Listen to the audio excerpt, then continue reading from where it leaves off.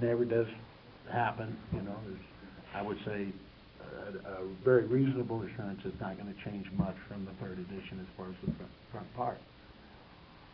And that's just my feeling on it, in talking to the people that dealt with it and deal with it, and also the, reading the conference reports. It just seems like that's the way it's gonna be, and I know there's a lot of sentiment in the fellowship to modernize it. When I was delegate, somebody, some area, and I don't even know which one it was, brought up a motion. Now, here's how they come. Make it simpler. Make the big book simpler. You know, the literature committee just kind of said, well, you know, and one guy got up to the floor and said, what do they want, line drawings? You know? And another guy over there got up and said, it'd probably help. You know? I mean, you can't do anything with a recommendation like that. You talk about general. Make it simpler. Boy, we've all got ideas how to make something simpler, don't we? If you want line drawings, they're available. The Australian Aborigines put together, for those who couldn't read, drawings about the steps that are probably clearer than anything I've ever seen. They're gorgeous.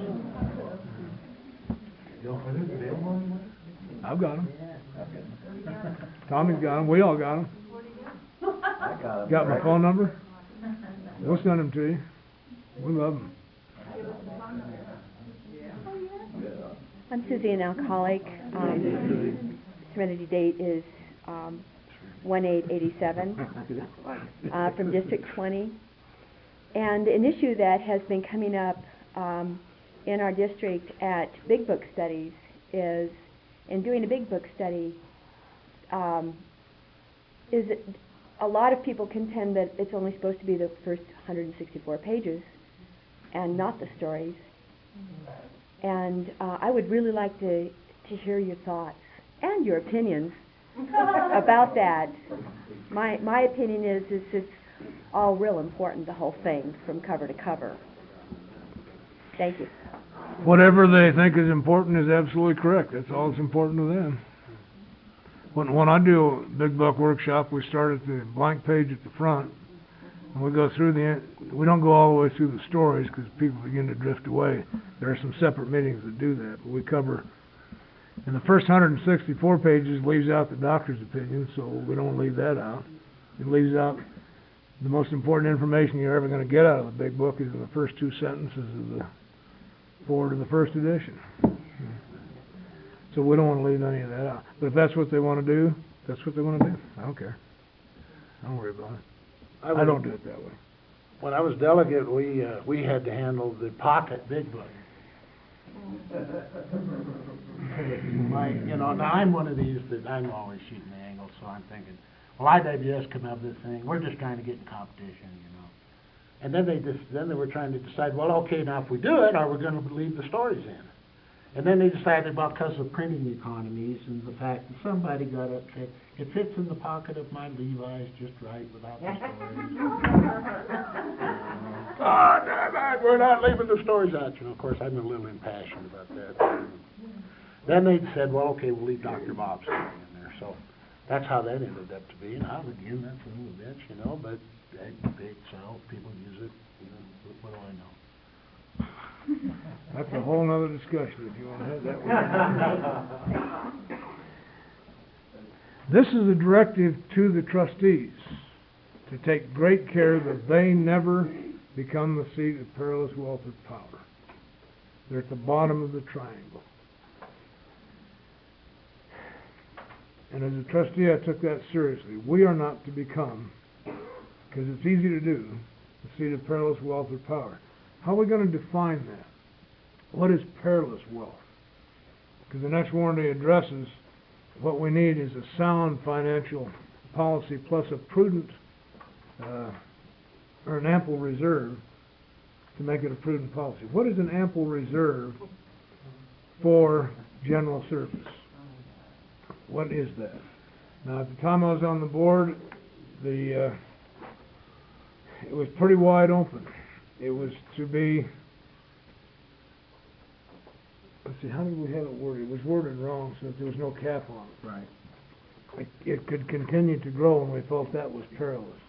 There's no, if you decided suddenly to start being self-supporting, there was no end to how far that money could go.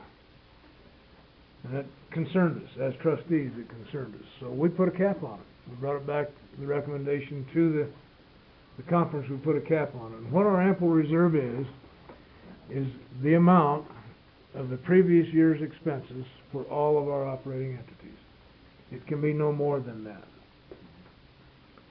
When we reach 94%, I think it is, of that cap, literature prices will begin to come down automatically.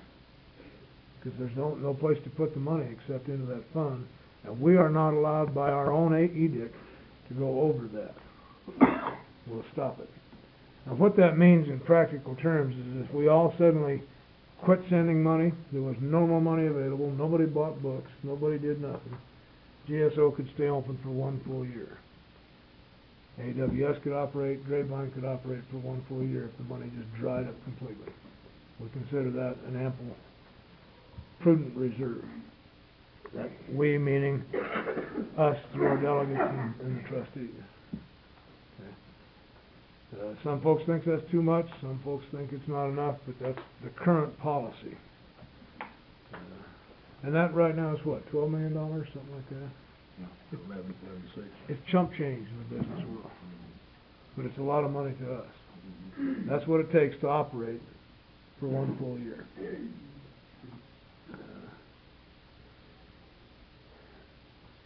How's that work at home? Okay. If I'm truly self-supporting by my own contributions, I do not want to be in my home the seat of perilous wealth and power. I don't want to be a despot. I don't want to make all the decisions. Okay? And we don't want too much money. My family doesn't know what to do with money except spend it. My wife, thank God I married a sane woman. But I can recall clearly when I went into one time I went into a little business of my own and got a contract to re-roof all the Denny's restaurants in Arizona. And I didn't have any idea what that meant in terms of finances. I'd done all the numbers. And I went out to my mailbox one morning and there was $47,000 worth of checks in my mailbox. And it laid around for 3 days because I didn't know what to do with it. That was beyond my comprehension. I finally told my wife about it. She says, "Oh, put it in the bank." We need advisors. I don't want to. You think that's silly, but that's real. I didn't know what to do with it. And then, of course, we learned it. I don't want to be. I'm watching another situation in contrast to what I did. You make your money, you spend your money. It's none of my damn business. Okay? This other party says, I will make all of the money, and I will make all of the decisions. And one of my decisions is any money you make comes to me. That's not uncommon, you know. Well, that's not spiritual. That's not by these principles. I don't want to be the seat of perilous wealth and power. I hate people who have ultimate power. I really don't like them. I don't want to be around them. I can't cooperate with them. Ultimate power means constantly manipulating everybody and never giving anybody enough information to get it done. Can't stand it. Don't want to be that kind of guy. Did some inventory on that once to find out about that. I recognize it. It sounds like this. Can't you ever do this right? Yeah. That's what it sounds like. That's perilous wealth and power. So, as a fellowship, we got to be careful of that. And as a trustee, we're very careful of that. They aren't doing this right. Hey, I come from Colorado, the Mecca of Big Book AA. When I started traveling as trustee at large, and they weren't doing it right. I just kept my mouth shut. Who the hell am I to say? They had a place for me to come. They were doing something right. Anyway, that's just a little piece. That's the money we got. Any other questions on this? Yeah, that covers the next one too, unqualified power. I don't want it.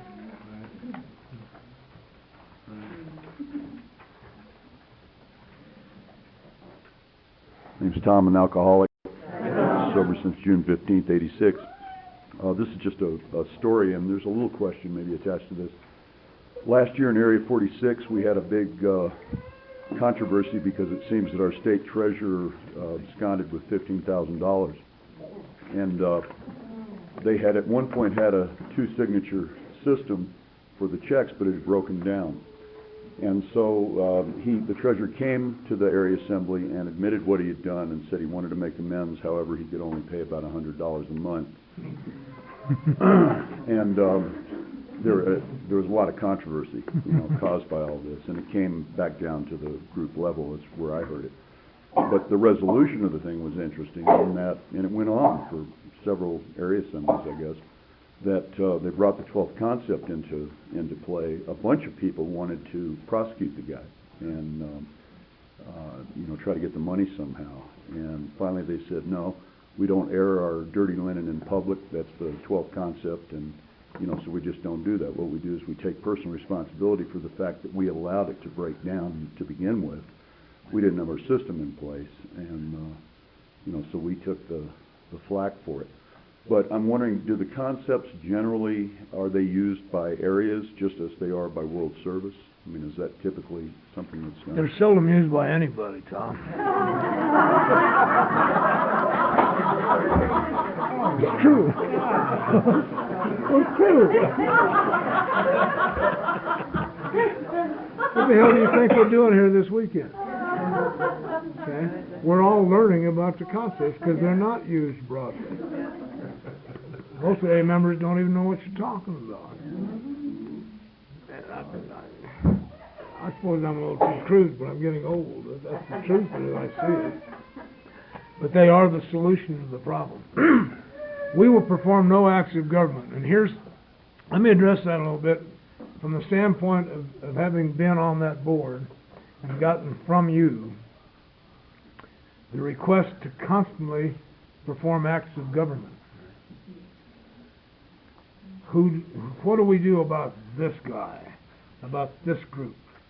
Tell us what to do. Give us an edict here. Write this person. An anonymity break took place one time when I was delegate in Colorado, a dandy. And we addressed it. As a delegate and in the committee, we addressed it and it got taken care of. But some people wanted to get GSO involved too. We'll have the general service manager also send a letter. We're not just going to club this poor son of a bitch. We're going to beat him to death. And Bob Pearson sent us a very kind letter indicating that overkill was apparent here. He sent us a couple of letters he had written to others, so that because we sent him our letter, which was a little crude, that we might want to consider using next time instead, or in addition to, or whatever. You and I have a tendency to want somebody else to do it for us. I am by nature mentally, emotionally, and spiritually lazy. And we must be careful, you and I, not to even ask General Service to perform acts of government. My favorite, of course, was the literature thing. While I was serving, the big uproar was non-conference approved literature in AA groups. Should they be doing that? Well, of course not. But it's none of the conference's business to say that. The idea was somebody was trying to get the conference to say you ought not be doing that. None of the conference's business, none of GSO's business. Each group is autonomous. We have no opinion on that. Personally, it's not a very good idea. I don't think, so my group doesn't do it. No acts of government, so don't ask us to do that. That's what I had to learn. Don't ask them to do that. They won't. If they ever do, we're in dangerous trouble. We're on the downhill run. And you and I will be responsible for that. I think, too, that principle applies to not have a district be asked by a group to resolve or adjudicate a problem. To not have a group steering committee inflict punishment on one of the errant little boys, and so on and so forth. It's exactly what he says.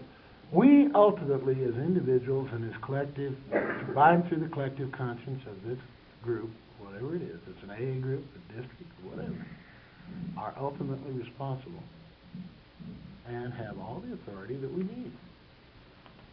And we don't need to ask anybody to take care of our business.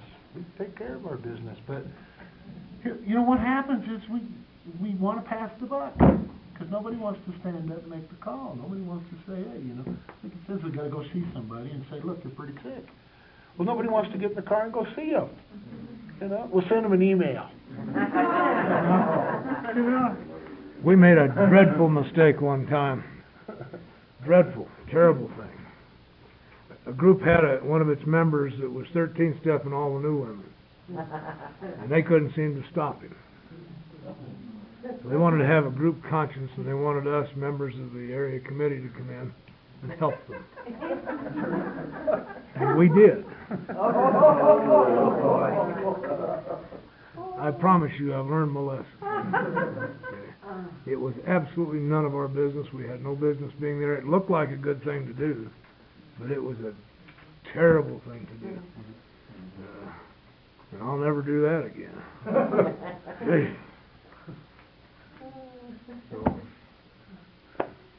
Kate Sterling, alcoholic. Hi, Kate. Home group is Sunday morning non-smokers. Their meeting just let out a little while ago.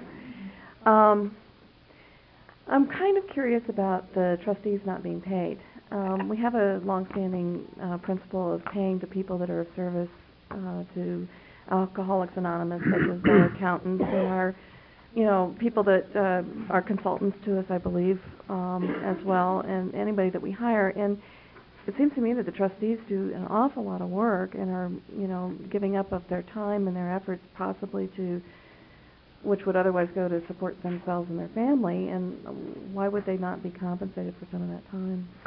Trustees are primarily in a position of custodial oversight and policy making and administration.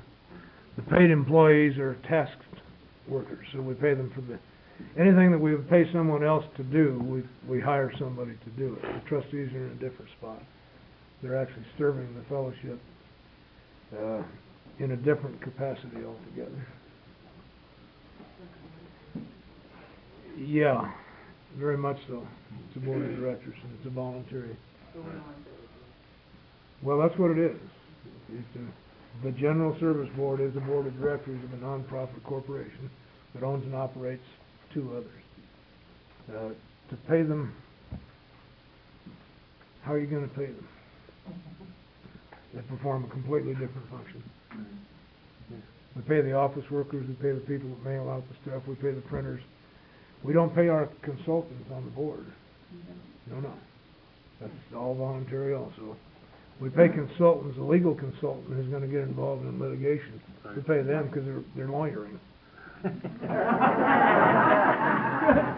pay for that. Yeah. It's real simple. Well, kind of follow up on this.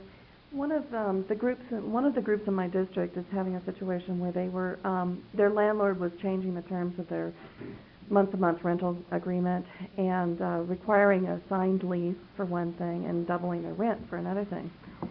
And they came to me and I talked to our area chairperson, and we basically got some collective experience out of the area of other people who had experienced similar things. But one of their members that was part of their steering committee that was working with this issue happened to be an attorney, and he was giving them advice and doing it for free.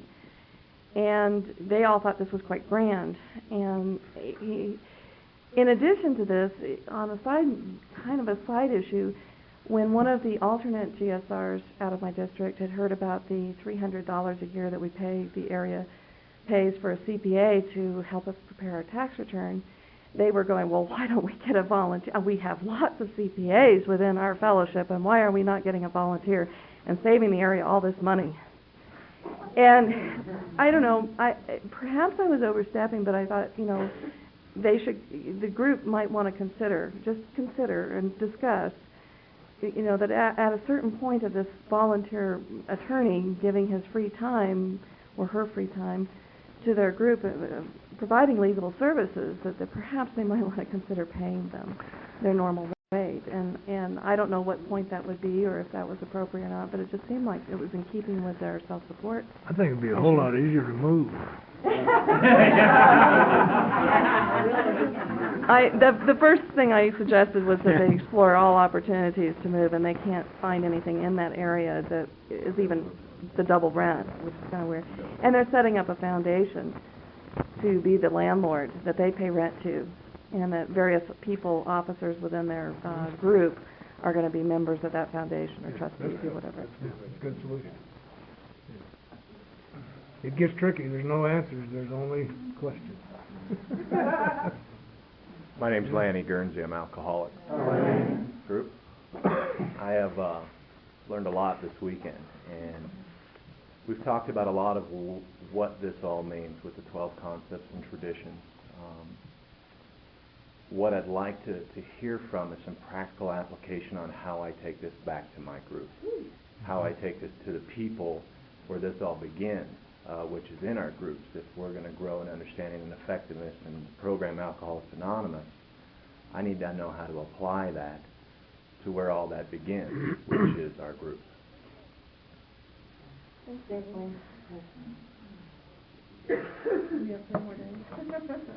We have, it was kind of an interesting situation in May of this year. 5 of us actually got together in one house. And we had a past delegates meeting from all of the delegates that are still alive and living in Colorado. The only one that's 2 that are still, that do not live in Colorado anymore. But we talked about this, not from the context of your question, but we asked ourselves the question, are we making use of our past trusted servants? I know in this room right here, there's at least 10 past DCMs, people that have served as district committee members, area committee chairs, different types of things. These people are out there in the AA world. And this is possibly a good way to use this experienced resource.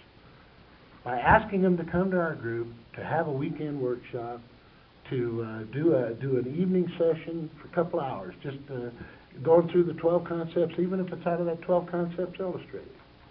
I can tell you what I did. I got introduced to this on the bank of a river.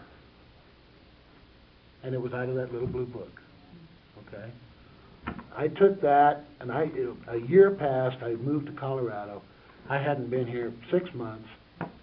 I got involved with this group, Knot. Okay? They had 200 and some meetings a month, and they met at a club, and there was no group. Jesus Christ, what a mess. And then, of course, I said, where's AA? Something like that. Well, 2 or 3 of us sat down, and we took this book, and we said, let's see what's in here. We started talking about it. Now, I had had some experience with it. You know, I had been a GSR, I'd been a DCM and other things, but we started going through this stuff. And we started out, the first time we went through and read the 12 concepts, word for word, out of this. We started with 5, ended with 2, and it was desperate. The next time we did it, we started with about 20, and we ended with about 12. And the next time, and the next time, and the next time, and the next time. And the interesting thing that I find with, I don't think it's because we read the concepts real well, but I think, I'd say 95% of those people are still sober, and that's a lot of years ago that happened. So, it is by and how we live and how we do this, and we have a responsibility to our groups to carry the, what was the message we got here? That we're responsible. So, well, we're responsible. And you got to gather support. You find out what kind of leader you're going to be. You know? That's my best shot. What was done for me, and what I do to answer your question specifically. Lanny, I'm going to the assembly in 2 weeks. Why don't you come with me? It was that simple. One person at a time. You can't move a group. They don't give a damn. One person at a time. I'm going to this district meeting. Why don't you come with me? And that really is how it's been done. I always bring somebody with me. This time I reached out to Iowa because I couldn't find anybody locally that wanted to come.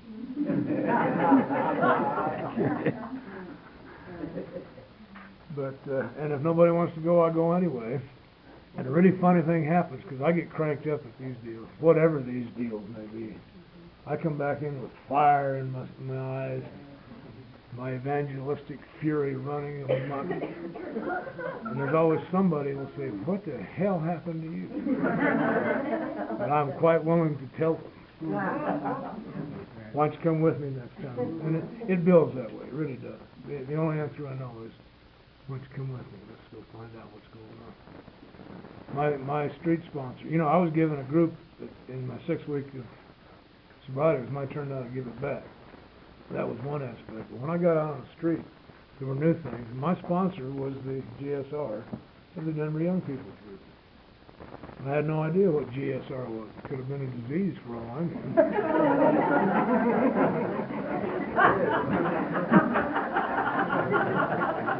It is a disease. What I did know is that he had something in his eyes and in his demeanor and in his way of life that I wanted. That's why I picked him as a sponsor. He had a family, he had a job, and he had a way of interacting that I wanted. He was going to an assembly, he and his wife and his youngest daughter over in Montrose. And I just said to him, "I'm going with you."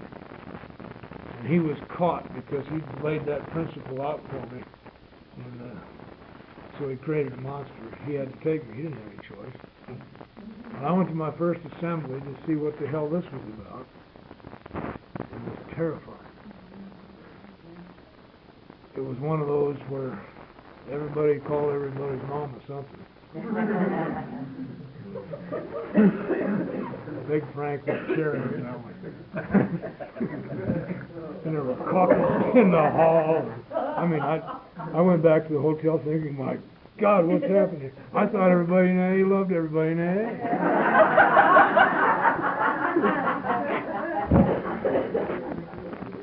But that night at dinner at the restaurant, they had laid out the big long table like they do. And here, and I can remember standing, there's 3 steps down, I was standing and looking over this thing, and these same people who had been ugly all day were laughing with each other, having a great time.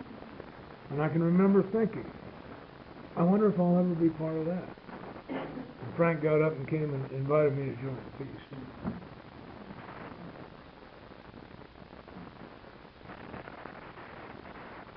I'm going to cut GSR.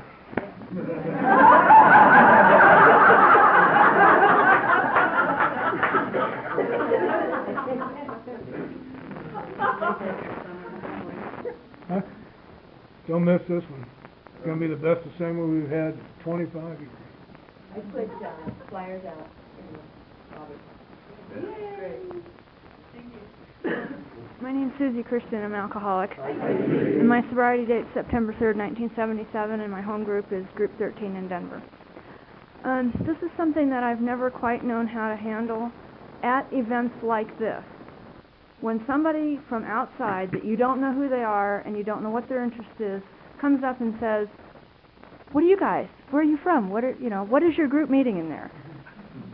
You know, how do I never quite know how to determine what I'll tell them and whether to break other people's anonymity here, or is the criteria the way this thing is listed as an AA function or what? I just never quite know how to handle that. I always just tell them AA and let it go at that. They really don't want to know anything else.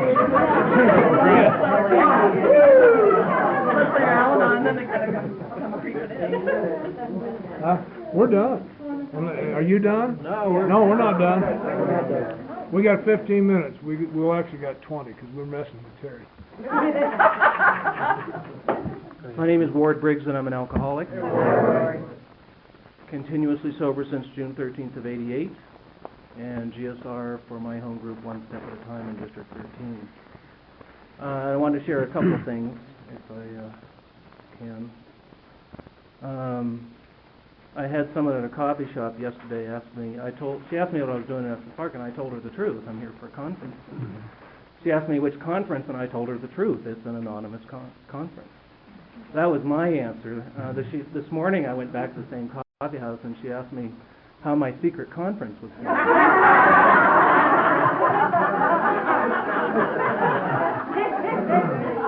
And I responded to her by saying, I said it was an anonymous conference, not a secret conference. And she said, well, how's your anonymous conference going? And I said, it's going very well, thanks for asking, you know. And it reminded me of a couple of things, and the most important is that the traditions are our responsibility, not the coffee shop baristas, because she doesn't understand what that means, you know, and that it is indeed about humility. But I want to respond to that, but I also want to share a little bit of experience, partly in response to a few people's questions, one of which, how do we take this back to our group? One of the things that I do when I'm sponsoring somebody, and we go through the first 164 pages of the big book, when it comes across a tradition reference, we talk about it. And there are dozens of tradition references, starting with inside the front cover, not with page 1, but inside the front cover. So that's one of the best ways I know to do it. Also, I am the GSR of my home group, and it is my job and my responsibility as an elected GSR to talk about the tradition. My group doesn't particularly like it a lot of the time.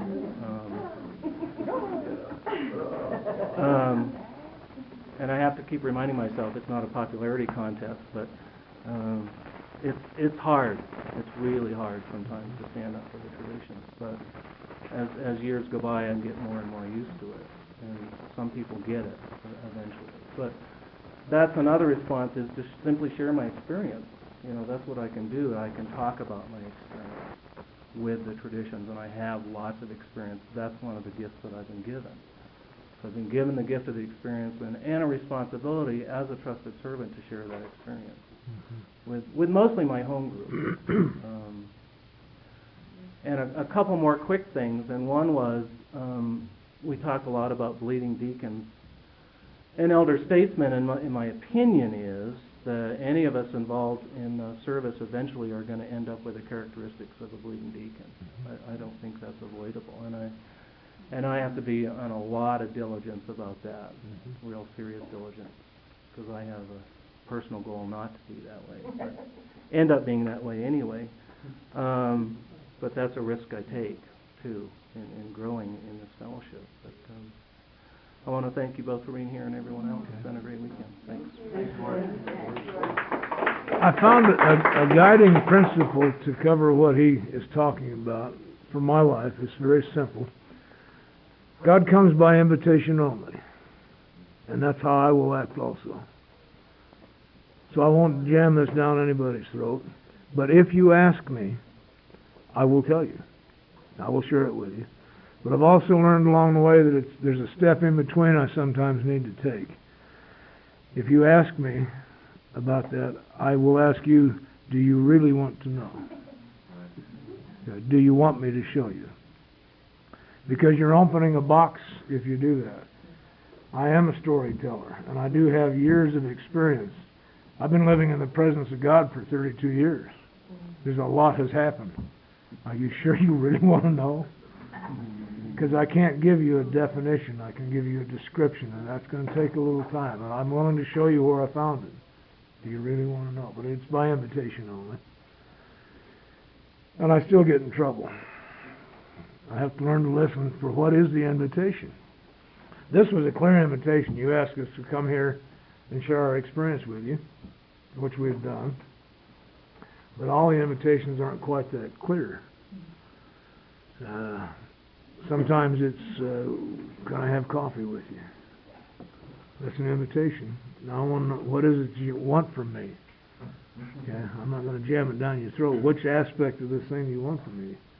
You just want to have coffee? That's cool. I'll do that. Or do you want to pick my brain for something? I'll do that too. Do you want directions? Do you want? I get a lot of requests for. I've got a friend moving to Seattle. Who do you know up there? And that's a valid request. But I have to be careful because sometimes we don't want to get into any kind of shit. Hey, you got somebody you can send us to that's doing it right. you ask me that, I'm gonna send you to the wrong place to live. Anyway, that comes by invitation, and so will I. Tom Heidler, just for, and I'm an alcoholic or I wouldn't be here.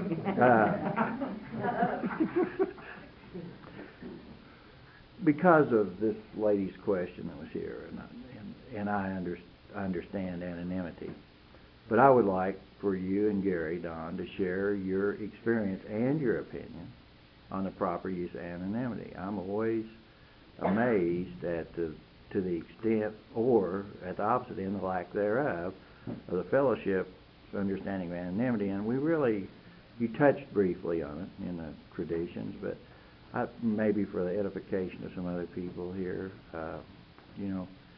that could be discussed. And I'm asking for your opinion as well as your experience. You really want to know? In the big, one aspect of it is clear, and it's in the big book. At any public gathering, I'm to remain anonymous. Any public gathering, I'm to remain anonymous, meaning I leave out my last name. So at conference talks, I'm Don, and I'm an alcoholic, and I'm a member of Alcoholics Anonymous. That's what it says to say, essentially. It doesn't say to say I'm alcoholic, but I do that because it's custom. But I'm a member of Alcoholics Anonymous at any public meeting, conference meetings, any public meeting. Dr. Bob helped us to understand that within the fellowship, it's as much a violation of the spirit of that tradition, because we're not a secret society.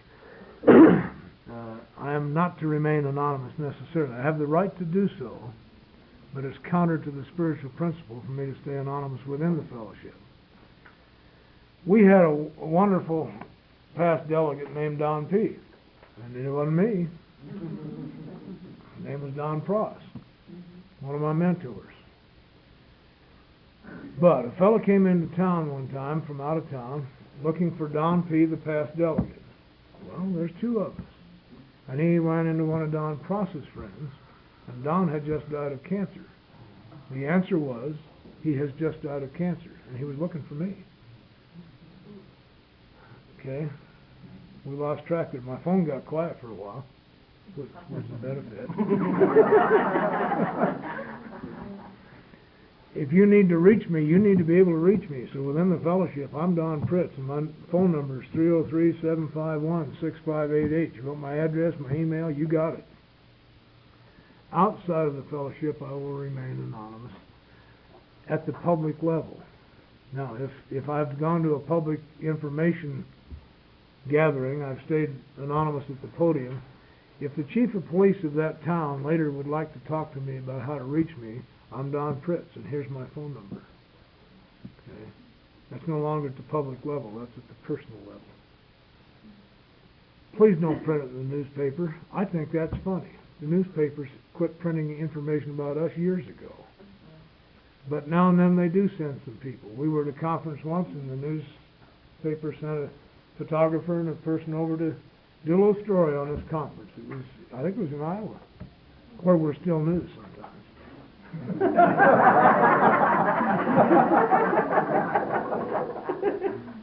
And they wanted some pictures and some names, and we told them, well, we can't do that. He said, well, then we can't write the story. And we said, that's fine, we don't need the story anyway. So we worked out a compromise with him. They had a great banner, just a great one, belonged in the newspapers. So what we agreed to do is 3 or 4 of us would stand looking at that banner, and he could shoot the banner with the back of our head so we had some real people in there. And then we gave him fake names. No last names. We figured we might as well mess with him. We just gave him names. I'm Francine, and this is Charlie. Okay? Yeah?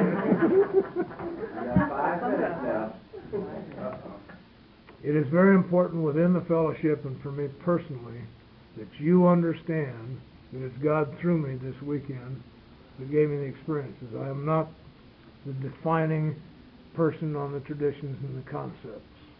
I am a person who's had experience with them, and God through me has made this a good thing. I've been able to share some good stuff with you. you should see what we didn't share. Okay, and I must be careful not to get caught in that. I must remain anonymous spiritually, so I can be the channel. Okay? That's all I know about it, Tom. I'm still trying to learn about it. I'm at my first meeting of Alcoholics Anonymous, a barber walked up to me and gave me a card, had his name on it. It's Red Wilkinson. He said, if you're ever in trouble, call me. And I got in trouble, but I lost his card. But I knew he was a barber. So I went to every barber shop in that town. There was only 3, and I got all the wrong ones first. I said, where's the drunk barber? They said, that would be Red, he's down here. This is in a town of 2,000 people. I believe what this pamphlet says, because I sobered up in one of them little deals. You live in a glass house when you're in Alcoholics Anonymous in a small town. You better live this deal like it's your life. When I was brought up in a tradition, everybody identified themselves by their full name. It was also disclosed to me, and I found out of bitter experience, that I should never use my membership in Alcoholics Anonymous for personal gain or for special treatment in an employment situation or when I'm looking a judge in the eye or anything else. And that's been of immense benefit to me, too. I think we do a disservice to each other when we're anonymous within the fellowship. And I don't care what your occupation is. I don't care what your, whether you're the President of the United States. Maybe he belongs here. I don't know. But I don't care what your position is. I think we do a disservice. But here, there's a flip side to that coin, too. I think I need to protect your anonymity. I remember that one of the reasons I had a hell of a time getting into Alcoholics Anonymous was as a result of an anonymity break where 2 doctors, one of the bankers, and the district attorney were members of that group, and their anonymity was blown wide open in that town. That's a town of 4,500 people. If they find out they got a drunk doctor, their probably doctor bills are going to go down, you know. And I know those guys. They all had disclosed to most of their patients. Most of them knew they were drunks. They were glad they were sober, but they were not coming to our group to find out how they were getting that way. And I think sometimes we get to thinking that, God, you know, we were drunk. Everybody knew we were drunk in those little towns. Good God Almighty, I got 34 public intoxications the last year. My name was getting in the paper a lot. And I got sober, and they were glad. They were really glad. They weren't coming to find out how. Oh, we're just glad you just keep going to the meetings. Staying out of these courts. This is a good deal. I saw some, we know a lot of public figures, particularly actors and actresses. And I saw one carry it off beautifully the other day on, I watched Bravo's Actor Studio. Some good stuff there. She carried it off marvelously. She was very clear that she had had alcoholism, and she's now recovered, and her mother's recovered. She never mentioned AA, and that's what anonymity at that level is about. It's only about AA membership. Another actor did some public service stuff one time, and he was very clear that he was an alcoholic and he had recovered. Never mentioned AA. Carried it across beautifully. Very important stuff. Others have broken their anonymity, and it just diminished the whole message. So it's real simple. I just need to keep my head out of it. But you have a right to remain totally anonymous, and I must honor that.